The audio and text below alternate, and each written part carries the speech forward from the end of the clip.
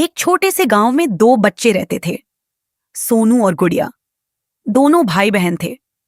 उनके पिता का कई साल पहले देहांत हो चुका था और उनकी मां बीमार रहती थी। घर की हालत इतनी खराब थी कि कई बार उन्हें 2 वक्त का खाना भी नसीब नहीं होता था।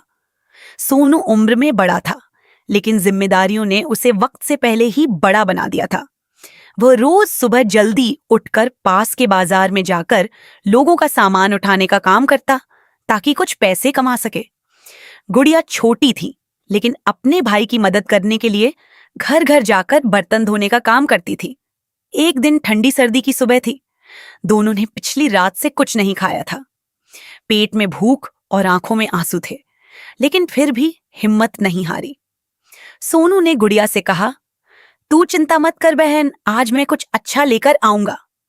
वह बाजार गया, लेकिन उस दिन उसे कोई काम नहीं मिला। पूरे दिन भटकने के बाद भी उसके हाथ खाली थे।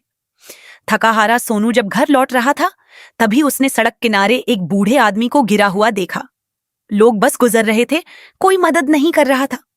सोनू खुद भूखा था, लेकिन उसने इंसानियत को चुना। वह तुरंत उस बूढ़े आदमी के पास गया, उसे उठाया और पानी पिलाया। कुछ देर बाद बूढ़े आदमी को होश आया। वह कोई आम आदमी नहीं था, बल्कि गांव का एक अमीर जमींदार था। उसने सोनू की हालत देखी और उसकी मदद करने के लिए उसे अपने घर बुलाया।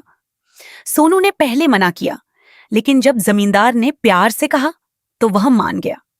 जब सोनू ने अपनी पूरी कहानी बताई तो जमींदार की आंखों में आंसू आ गए।